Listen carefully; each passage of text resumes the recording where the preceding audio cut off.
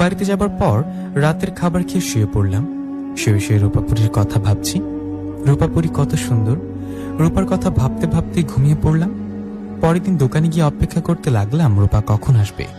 আমি অপেক্ষা করছি আর বারবার এদিক ওদিক তাকাচ্ছি। আমার এরকম অবস্থা দেখে গফুর চাচা বললেন, কি রে নিশাত, কারোর অপেক্ষা করছিস নাকি? এদিক সেদিক তাকাচ্ছিস যে? গফুর চাচার কথাই আমি বললাম, কই না তো চাচা, এমনি। এই বলে কাজ করতে লাগলাম। গফুর চাচা দোকানে আমার সাথে, এই জন্য হয়তো রূপা পরে আসছে না আমার কাছে। রূপা না আসায় মন খারাপ করে সেই দিনটা পার করে দিলাম। দিন পেরিয়ে রাত হওয়ায় আমি চাচাকে বললাম, চাচা শরীরটা একটু খারাপ লাগছে, আমি বাড়িতে যাই, তুমি দোকান বন্ধ করে বাড়িতে এসো।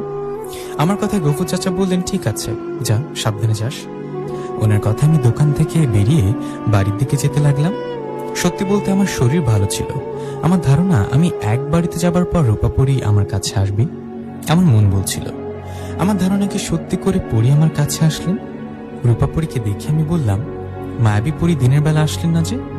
আমার কথার জবাবে পরি বললেন, কিভাবে আসবো, আপনার চাচা যে আপনার সাথে ছিল।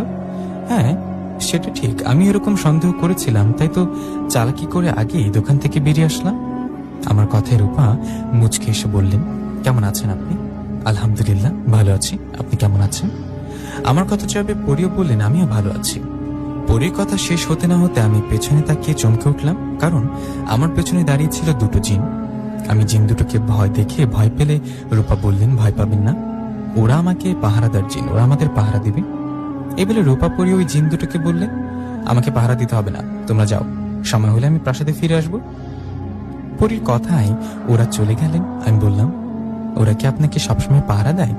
তখন পরি বলেন, আমি বাইরে আসলে ওরা আমাকে পাহারা দেয়। আমার বাবা যেমন তেমন জিন না, জিনদের সর্দার। জিন সর্দারের মেয়ে আমি, বুঝতে পারছেন? বুঝতে পারছি। আচ্ছা দেখুন, ওই যে বাড়িটা, ওটা আমার বাড়ি। আমি তো আমার বাড়িতে চলে আসলাম, আপনিও চলুন আমার সাথে আমার বাড়িতে। আপনাদের প্রাসাদের মতো হয়তো বাড়িটা এতটা সুন্দর না, তবু ভালো লাগবে আশা করি।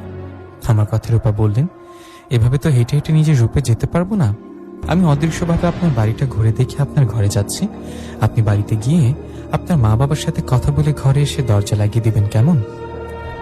পরির কথায় আমি রাজি হয়ে বাড়িতে ঢুকলাম। এদিকে পরি অদৃশ্য হয়ে গেলেন। আমি বাড়িতে যাওয়ায় মা বললেন, কিরে ইদানিং তাড়াতাড়ি দোকানের কাজ কাম শেষ করছিস? মায়ের কথা আমি বললাম, হ্যাঁ মা, রাতে তেমন কাজ তো থাকে না, তাই গফুর চাচাকে বলে বাড়িতে আসলাম। আমার কথায় মা বললেন, ভালো করেছিস, যা, হাত মুখ ধুয়ে খেতে খাবার দিচ্ছি। মায়ের কথায় আমি বললাম, মা আমি এখন খাবো না, তুমি আমার ঘরে খাবার রেখে এসো, আমি পরে খেয়ে নেব। আমার কথায় মা বললেন, ঠিক আছে। তখন আমি হাত মুখ ধুয়ে আসলাম। আমি ঘরে আসার পর মা খাবার দিয়ে বললেন, খেয়ে নিস। কথাটা বলে মা চলে যাওয়ায় আমি দরজা লাগিয়ে বিছানায় বসলাম। আমি বিছানায় বসায় রূপা পরি আমার সামনে আসলেন।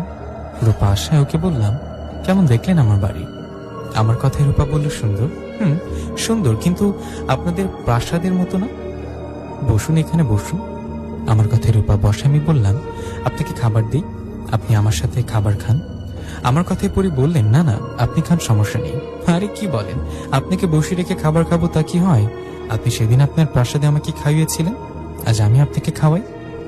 কথাটা বলে পরীকে একটা প্লেটে একটু ভাত আর মাংস দিলাম। এসব খাবার দেখে পরি বললেন, জানেন আপনাদের খাবার ভাত আমি প্রথম খাচ্ছি। আমি তো জিনজাতি, আমি ভাত খাই না, ফলমূল মাংস মিষ্টি জাতীয় খাবার খাই। পরি কথা আমি বললাম, তাই বুঝি, আজকে না হয় ভাত খেয়ে দেখুন কেমন লাগে। আমার কথায় পরি ভাত ও মাংস খেলেন। ভাত ও মাংস খেয়ে পরি বললেন, অনেক মজা তো এই খাবারগুলা। হ্যাঁ মজাই তো, আপনার জন্য আরেকটা খাবার আছে। এই বলে পরীকে মিষ্টি বের করে দিয়ে বললাম, আমি দোকান থেকে আসার সময় আপনার জন্য মিষ্টি নিয়ে আসছি, এই নিন খান। আমাকে মিষ্টি দিতে দেখে পরি বললেন, আগে তো ভাবতাম দোকানে গেলে মিষ্টি পাওয়া যায়, এখন দেখি কারো বাড়িতে আসলে মিষ্টি পাওয়া যায়। পরি এমন কথায় আমি হাসিতে বললাম, আপনার পছন্দের খাবার মিষ্টি তো, তাই বাড়িতেই নিয়ে আসলাম, সবগুলো খান। আমার কথায় পরি সবগুলো মিষ্টি খেয়ে বললেন, অনেক ধন্যবাদ আমার পছন্দের খাবার খাওয়ানোর জন্য। আপনি তো খাবার খেয়েছেন, এখন ঘুমান, কাল আবার দেখা ও কথা হবে। আমি আজ চলে যাচ্ছি। পরি কথা আমি বললাম, যাবার আগে কি মায়াবী মুচকে হাসিটা দেওয়া যাবে না? আমার মুখে এরকম কথা শুনে পরি মুচকে একটা মায়াবী হাসি দিয়ে চলে গেলেন। এই ঘটনার পর পরি রোজ আমার সাথে কোনো না কোনো সময় দেখা করে কথা বলে। এভাবে কেটে যায় বেশ কয়েকটা দিন। কয়েকদিন পর এক রাতে আমি দোকান থেকে ফেরার সময় পরি আমাকে নিয়ে জিন রাজ্যে চলে যাই। জিন রাজ্যে যাবার পর একটা সুন্দর জায়গায় বসে রূপা আমার সাথে গল্প করতে থাকি। আমরা দুজনে অনেক গল্প করার পর একটা সময় রূপা আমার দিকে তাকিয়ে বলেন, আচ্ছা নিশাদ, আমার দিকে তাকান, তাকে একটা সত্যি কথা বলেন তো, আমাকে কি আপনার ভালো লাগে? রূপার মুখে এরকম কথা শুনে একটু ভয় কাজ করে।